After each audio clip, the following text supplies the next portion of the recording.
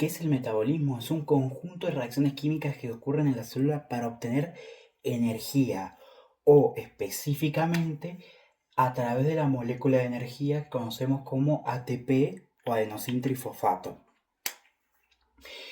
Esta, para que se genere, tiene que pasar distintos procesos durante el metabolismo para que se genere. Ahora, ¿qué tipo de metabolismo tenemos para que se genere esta molécula de acá? Que se la suele representar como así, como si fuera con picos. ¿Por qué? Porque es una moneda energética del cuerpo. ¿Qué encontramos acá? El metabolismo aeróbico y anaeróbico. ¿Cuáles son las principales diferencias? Las siguientes. El metabolismo aeróbico, como dice acá, va a tener oxígeno. Tiene disponibilidad de oxígeno. Tiene las condiciones perfectas para que pueda usar ese oxígeno con normalidad. Ahora, el anaeróbico, ojo con esto porque suele confundir mucho, tiene poca presencia de oxígeno, no nula. Si fuera nula, no se daría ni siquiera el anaeróbico. Es poca presencia, no quiere decir que sea nula. ¿Qué quiere decir esto de todos los procesos? Bueno, ahora lo explicamos. En presencia de cantidades de oxígeno normales o lo regular que tiene el cuerpo, digamos, vamos a suceder distintos procesos para que se vaya formando la molécula de ATP. ¿Cómo cuáles? La glucólisis, que viene gracias a la glucosa que ingerimos. Esta nos genera dos piruvatos que van a la descarboxilación oxidativa del piruvato. Acá se forman dos acetil que van al ciclo de Krebs. Acá tienen los NAT y los FAT que van a la cadena de transporte de electrones. Y en este apartado es donde se forma la mayor cantidad de ATP, porque en la glucólisis también formamos ATP. ¿Qué quiere decir que se dé todos los procesos? Quiere decir que en presencia de oxígeno va a suceder la glucólisis, la descarboxilación, el ciclo de Krebs, la cadena de transporte de electrones, todos. Van a suceder todos con total normalidad. Ahora, en el anaeróbico va a pasar algo. Depende cómo lo estudien, hay gente que te dice que esto no ocurre, que ni la cadena de transporte del ciclo de Krebs ni la descarboxilación, que solo ocurre la glucólisis. Después, hay otra explicación que dice que cuando nosotros tenemos la cadena de transporte de electrones, como no se puede usar el NAT y el FAT porque no hay presencia de oxígeno para gastar, para poder después agarrar esos electrones, entonces para evitar que se acumulen, deja de funcionar, por así decirlo, se desactiva momentáneamente. Pasa el ciclo de Krebs. El ciclo de Krebs, como no puede enviar esos NAT porque acá no los está aceptando porque ya tiene demasiados, también como que se desactiva y pasa la descarboxilación. La descarboxilación no tiene sentido si el ciclo de Krebs no está aceptando los acetil para evitar generar más NAT. Entonces, todo eso deriva a que solo se dé la glucólisis. ¿Qué va a pasar acá específicamente? Se va a dar la que es la fermentación láctica, que la vamos a explicar enseguida. Pero eso produce que la célula tenga que estar generando muy poquitito ATP. Normalmente se suele decir que 2 ATP por ahí. Muy poquitito ATP que no sirve. Acá estamos con el proceso de la glucólisis. Como recuerdan, es el único que se da tanto en casos anaeróbicos y casos aeróbicos. O sea, en disponibilidad de oxígeno o poca cantidad de oxígeno. ¿Cuáles son sus pasos? Bueno, nosotros en el primer paso ingerimos, el cuerpo ingiere algún alimento y obtiene mediante procesamiento la molécula de glucosa. ¿Qué pasa con la molécula de glucosa? La célula la necesita para poder generar ATP, porque como recordamos es la moneda energética del cuerpo, sin ATP no vivimos. Entonces la mete dentro de la célula. Pero ¿cuál es el problema? Como recuerdan, la célula tiene una pared eh, celular, digamos, una membrana. Entonces, dentro de esto siempre se van a generar gradientes, tanto para afuera como para adentro. Como recuerdan, depende obviamente de qué estamos hablando, los gradientes suelen ser que se mueven de donde hay mucho hacia donde hay menos. ¿Qué quiere decir? Por ejemplo, en este caso, la glucosa entra en la célula. Entonces nosotros tenemos mucho más afuera que adentro. Pero ¿qué pasaría? Si nosotros empezamos a entrar, esto se cambia y pasamos a tener más acá, menos afuera. Entonces volvería a salir esa glucosa.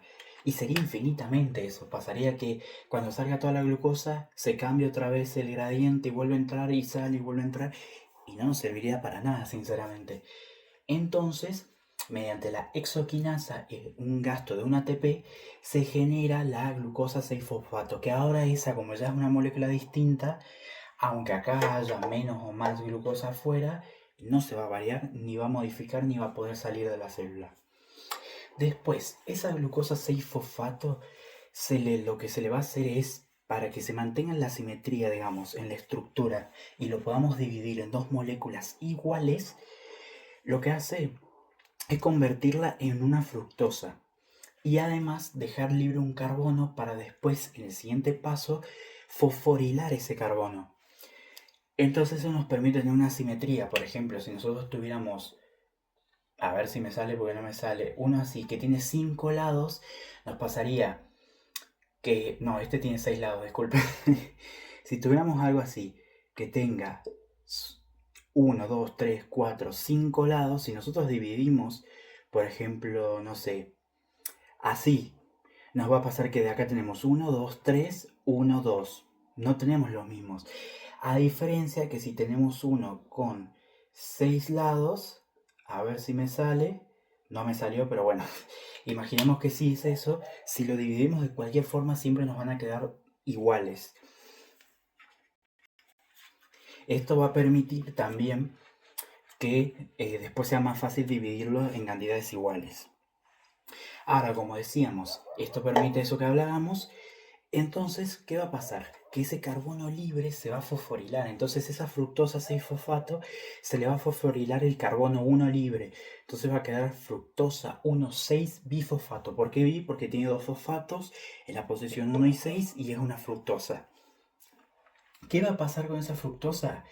No nos vamos a meter tanto en enzimas que actúan ni nada, porque recuerden que es más que nada lo esencial que les piden. No, lo demás lo van a ver en segundo año cuando vean bioquímica y otras materias. Bueno, este fructosa 1,6-bifosfato se va a transformar en dos moléculas, la gliceraldehído 3-fosfato y la dihidroxiacetona fosfato. ¿Qué pasa acá?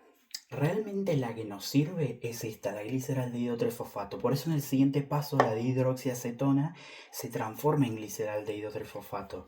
Y esta nos va a permitir, o más bien, se forman dos triosas de 3 carbonos. Por eso usamos esta, la gliceraldehído, porque esta sinceramente al cuerpo no le sirve. Estamos hablando acá del metabolismo, después en otras cosas la verán. Que nos genera dos triosas de 3 carbonos. Y vamos a usar ese. Cuando ya tenemos la hidroxiacetona que se está formando en gliceraldehído, vamos a tener mucho gliceraldehído, que va a pasar distintos procesos que, como digo, no hace falta que ustedes lo vean todos ahora, sí en bioquímica, pero en biología o introducción a la biología humana no hace falta que lo vean tan a profundidad. Este gliceraldehído 3-fosfato va a pasar a diferentes procesos por encima, como fuimos viendo acá, que es una generalización para que ustedes sepan más o menos cómo se van dando. Y les va a generar dos piruvatos. ¿Por qué? Porque eran dos triosas de 3 carbonos. Entonces dos piruvatos. Si ustedes van a ver un piruvato, tiene 3 carbonos. Entonces, ahí ya obtenemos las dos moléculas de piruvato que necesitábamos, o de ácido pirúvico, también lo conocen así. ¿Y qué va a pasar? Esta tablita está buenísimo anotarse.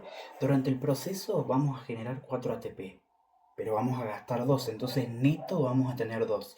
Se nos van a generar 2 NAD y obviamente las dos moléculas de piruvato o ácido pirúvico.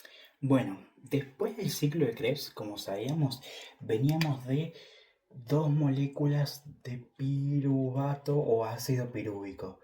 Esto venía, perdón, del ciclo de Krebs, no, venía de lo que era la glucólisis. Lo abrevio para no ocupar todo el pizarrón. ¿Qué pasa acá? A ver, los muevo un poquitito más para que se vean.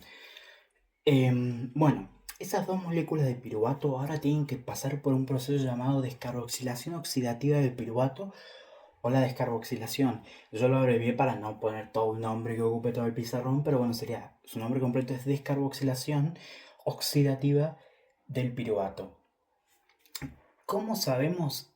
Y es más, acá es muy fácil porque el nombre mismo te lo dice. ¿Qué quiere decir descarboxilación?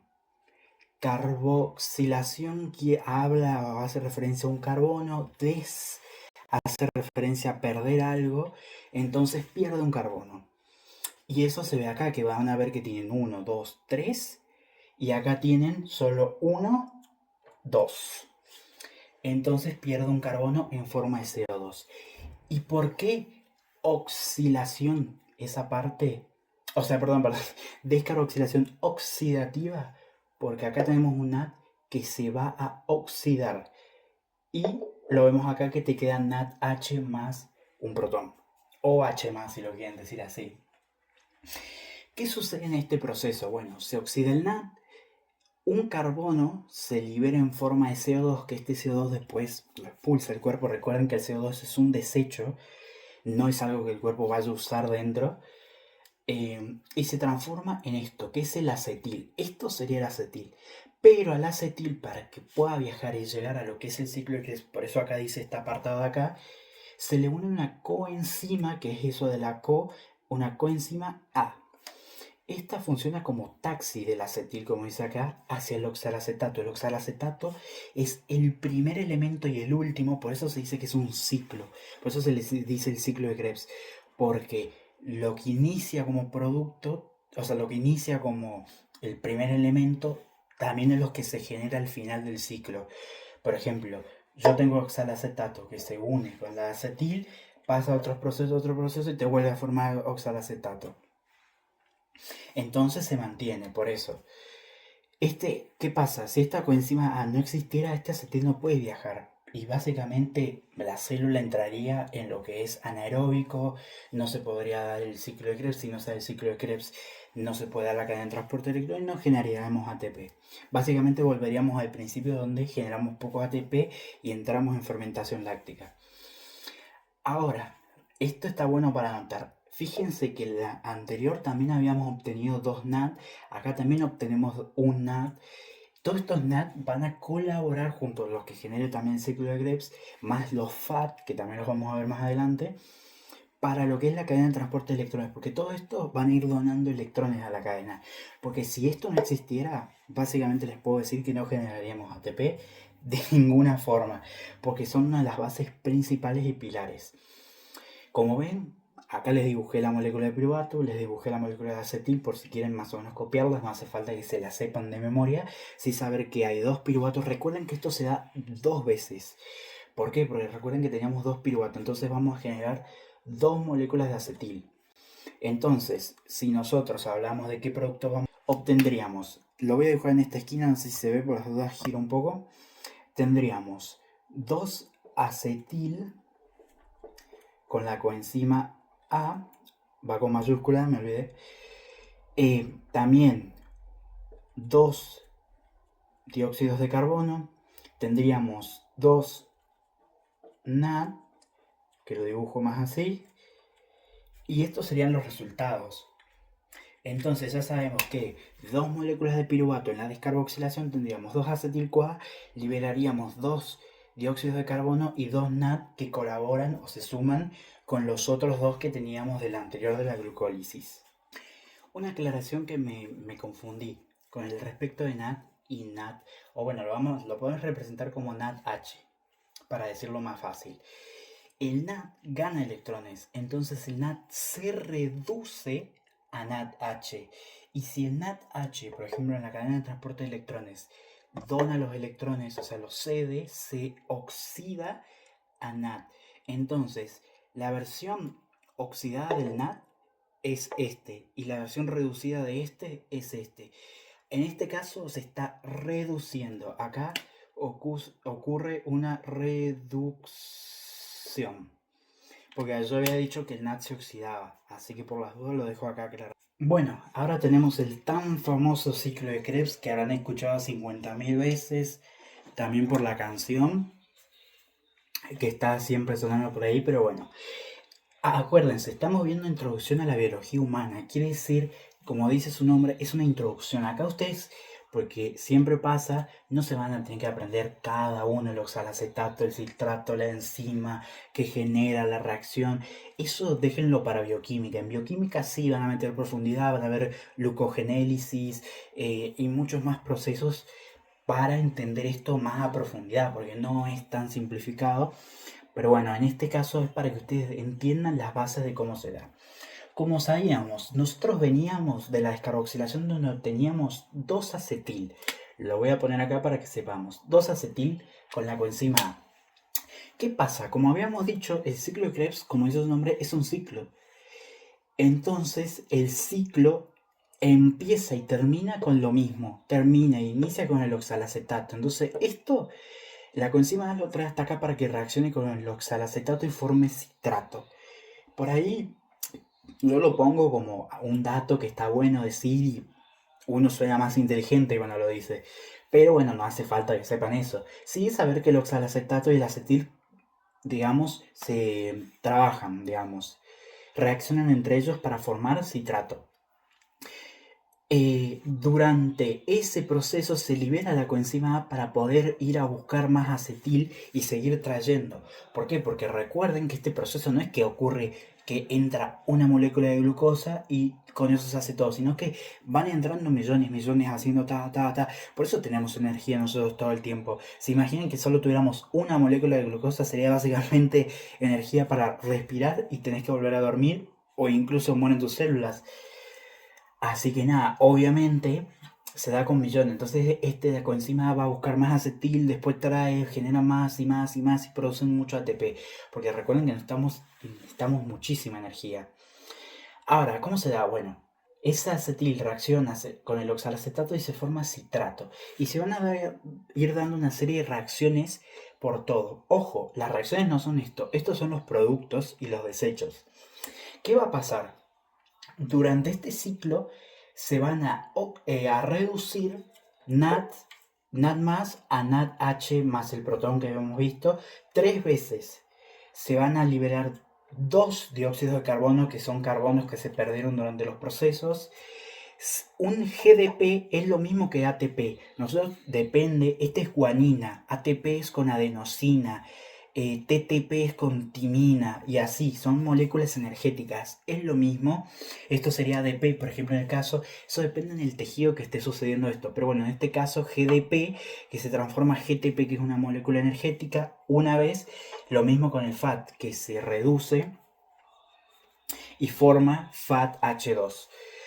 Ahora, esto, recordemos que como decíamos, y esto no se lo vayan a olvidar por favor porque es pregunta de final, pregunta de parcial, pregunta de lo que sea, este ciclo se da 2 veces. Eso recuérdenlo, porque hay muchos que capaz de una tiran y ponen estos datos, que era lo que les decía como productos, y se olvidan que eso es una vuelta. Recuerden que son 2 vueltas. Entonces, por cada 2 vueltas, o sea, por cada 2 moléculas de acetil que pasan, vamos a tener 6 NAD reducidos. Vamos a tener 2 FAD que vienen de esos que vimos allá. Vamos a tener 2 moléculas energéticas de GTP y vamos a tener 4 CO2 en forma de desecho porque es lo que se perdió durante el proceso.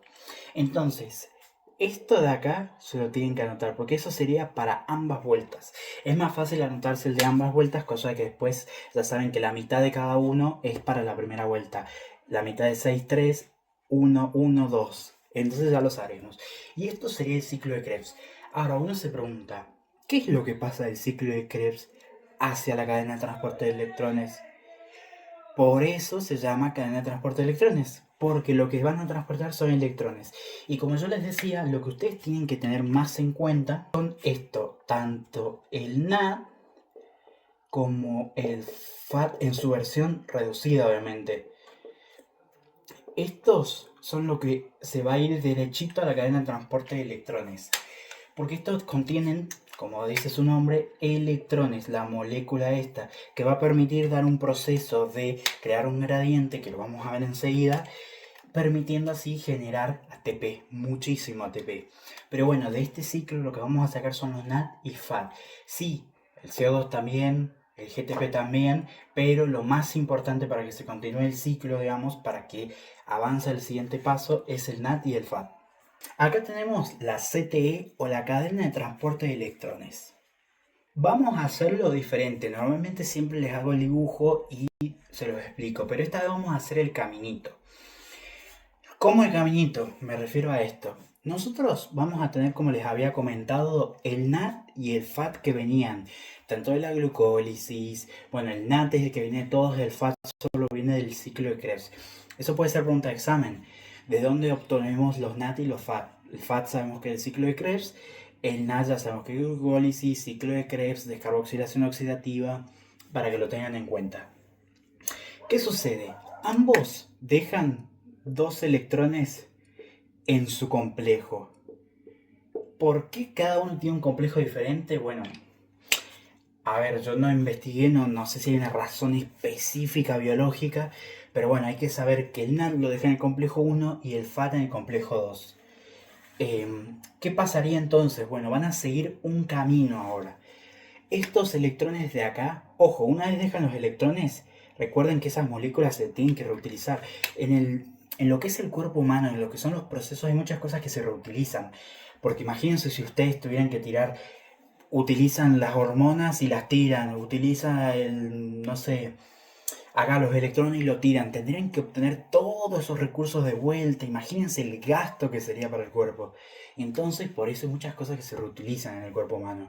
Obviamente no de la misma manera, no van a agarrar CO2 y lo van a volver a convertir en oxígeno para respirar. Hay cosas que no, cosas que son desechos. En este caso, se oxida el NAD, entonces te queda como lo habíamos visto al principio antes de reducirse. Esta es la versión reducida, esta es la oxidada. Tenemos el FAT y el NAT ya oxidados y esos van a regresar para seguir otra vez procesos, reducirse y volver a venir hacia la cadena de transporte de electrones, pero eso es tema aparte. Ahora, una vez pasa esto, los electrones siguen este camino. Del complejo 1 empiezan a venir para acá, los del complejo 2 ya se conectan ahí y ambos vienen viajando por acá, pasan por el complejo 3, por el complejo 4 y terminan en este, que acá se pone un medio. Ahora les explico por qué se pone un medio. Esperen que puse acá el 2 de oxígeno. Obviamente se pone este porque es el que se respira, pero bueno, yo para que no confundirlos ni nada con los números, les voy a poner solo O de oxígeno. ¿Qué pasa? ¿Y por qué sucede esto? Ahora se los explico. ¿Qué pasa con esos electrones que se iban moviendo? Esos electrones lo que permiten es generar energía, tengan en cuenta esto, energía para que los protones se muevan y se genere un gradiente. Esto que ven acá donde ustedes tienen muchos protones acá y muchos protones acá, no se da. Al principio, este es el espacio interior de la célula. Este sería lo que es la membrana y este sería la matriz. Normalmente nosotros antes de que lleguen los electrones y de todo el proceso, tenemos en la matriz y en el interior de la célula idénticas cantidades, no tenemos muy diferente. Pongámosle que acá haya 10, acá hay 11, acá hay 15, acá hay 14, así. Pero una vez pasan los electrones se produce que se da una energía o les da un impulso, digamos, a cada uno de los complejos que tenemos acá para que bombeen. ¿Qué pasa que bombean? Hacen esto. Para acá y para acá. Los únicos que bombean son el 1, el 3 y el 4. El 2 no bombea. Entonces esos protones que teníamos acá en casi equilibrio se terminan generando para allá, para arriba, todos para arriba, para arriba, para arriba, o para la matriz en este caso hablando propiamente, y se genera como ven un gradiente. ¿Se acuerdan que yo les había dicho que un gradiente va desde menos, o sea, va al revés, de donde hay más a donde hay menos? Bueno, en este caso sucedería eso. Al haberse dado un gradiente, estos electrones terminan acá. ¿Por qué terminan en el oxígeno? Porque el oxígeno es aceptor final de electrones.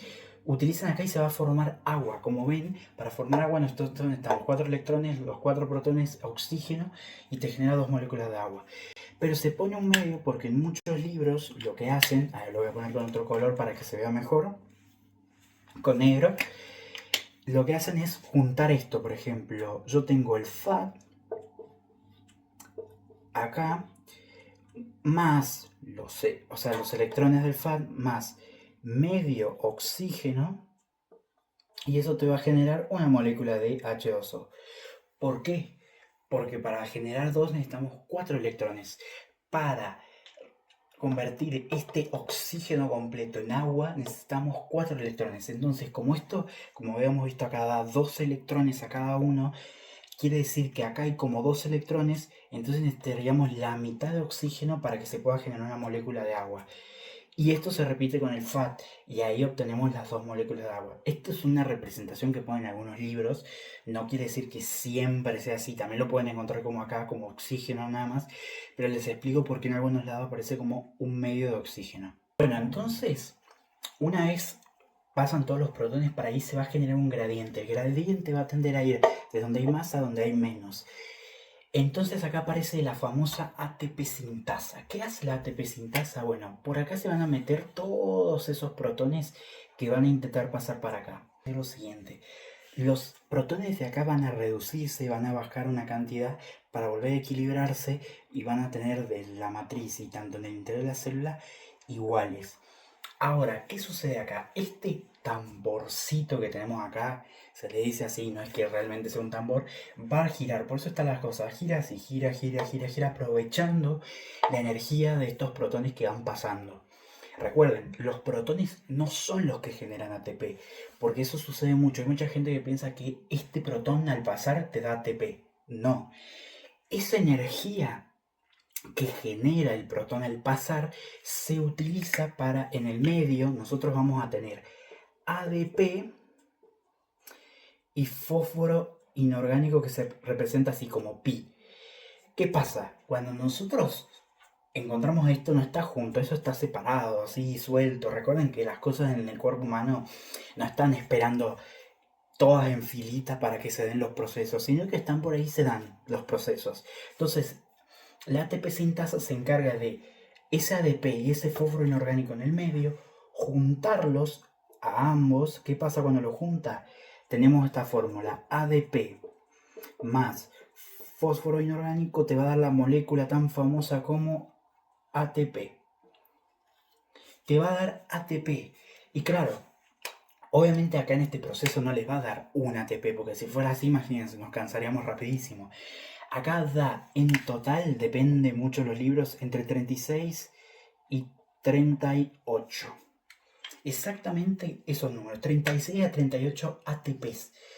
Recuerden que veníamos de obtener 2, 1 ATP de los otros procesos y acá tenemos 36, 38. Acá termina de completar ya todos los ATP que obtiene el cuerpo y para terminar este proceso, por así decirlo, una vez se vuelve a la normalidad, NAT y FAT se van de vuelta para ser reutilizados, el oxígeno que ya había generado agua debido al aceptor de electrones vuelve a haber un oxígeno libre para aceptar nuevos electrones, la ATP sintasa deja de funcionar, ya no hay un gradiente sino que está equilibrado a ambas partes y vuelve toda la normalidad esperando que vuelvan otros NAT y FAT con electrones para volver a generar ATP.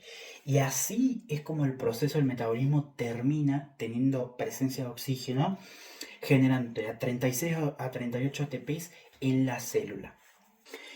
Y bueno, terminando ya el video por fin, después de mucho, viene el metabolismo anaeróbico. Que como saben, el metabolismo anaeróbico habíamos dicho que había poca cantidad de oxígeno.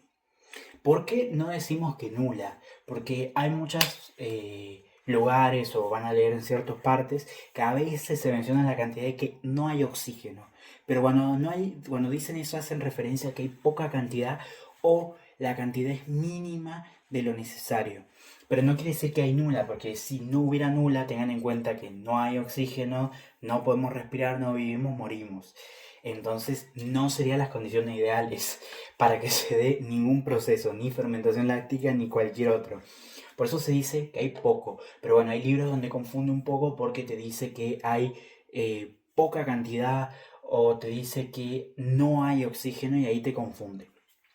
Pero bueno, saltando esa parte, ¿qué es la fermentación láctica? Bueno, se podría decir que es una especie de botón de emergencia del cuerpo. ¿Por qué? Nosotros, vamos a ponerles un ejemplo para explicarle, hacemos ejercicio. Esto sucede mucho en los músculos. Cuando nosotros hacemos ejercicio, el músculo es una fibra que van a ver ustedes en el segundo cuatrimestre con el sistema osteomuscular, que es muy potente. O sea, es una de las partes del cuerpo que junto al cerebro es el que más gasta energía. Pues imagínense una persona corriendo, la cantidad de ATP que necesita ese músculo.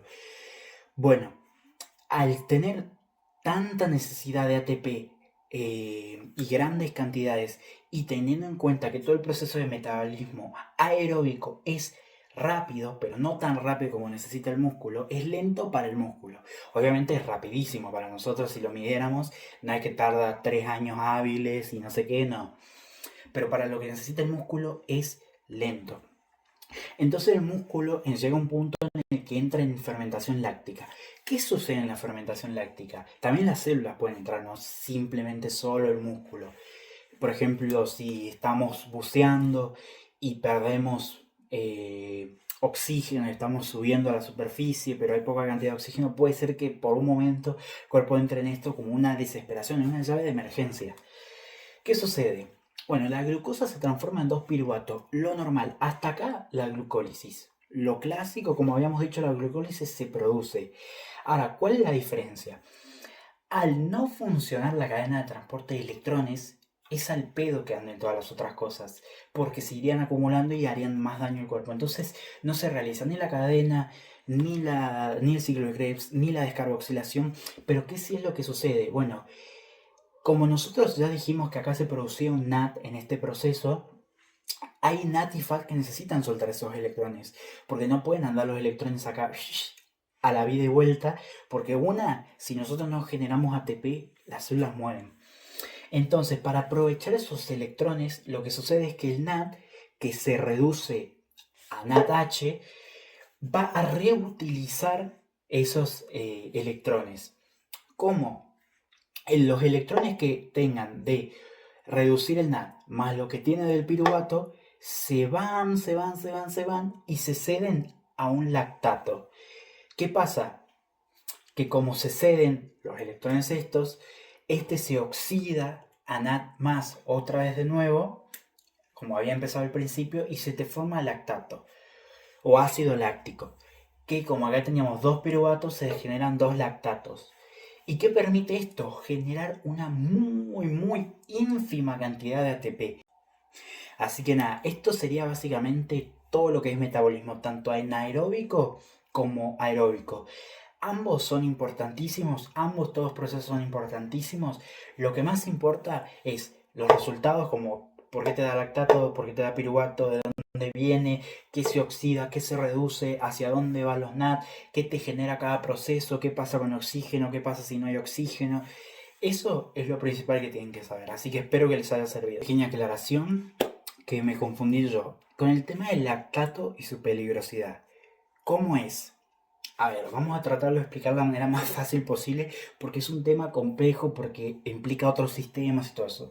El lactato como tal, vamos a dar el ejemplo muscular, no es tóxico.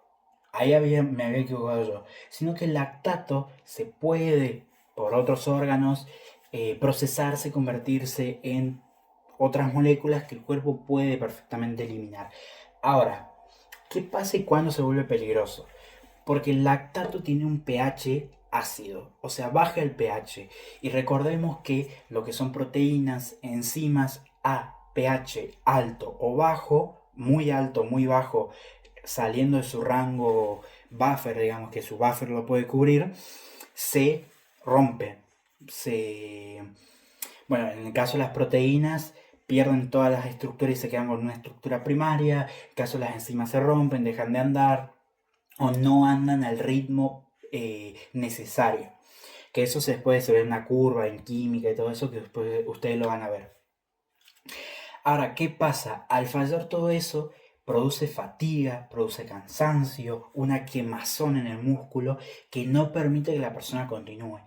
No generaría apoptosis, como había dicho, pero sí lo que puede generar en casos muy extremos, ya hablando de que una persona sintió todo ese cansancio y decidió seguir corriendo 3 horas más, en ese caso sí, podría pasar, pero no como tal una apoptosis por esto, sino porque a medida que seguimos corriendo nos hace falta más oxígeno. Sin oxígeno no generamos tanto ATP. Sin el ATP, porque estamos generando poco por el lactato, se empiezan a acumular diferentes procesos que terminan en que obviamente puede haber una muerte celular o incluso una muerte de la persona, pero son en casos muy extremos. Tendría que ser ya que la persona, no sé, corrió tanto que ya no tiene hidratación. Al no tener hidratación, pierde muchos electrolitos, calcio, que es importante para la contracción. El lactato sigue aumentando, pero al aumentar hay poco ATP. Si hay poco ATP, el músculo ya no tiene energía y se empieza a dar procesos que pueden terminar en, no sé, la persona ya directamente no tenga oxígeno, se desmaye, un montón de cosas. Pero como tal, el lactato en este proceso no sería el causante de la apoptosis, sino que no se puede mantener mucho tiempo porque produce cansancio, fatiga y acumulado en los músculos no es bueno. Es mejor recuperarse, tomar un descanso y seguir. Así que nada, era una pequeña corrección que hago.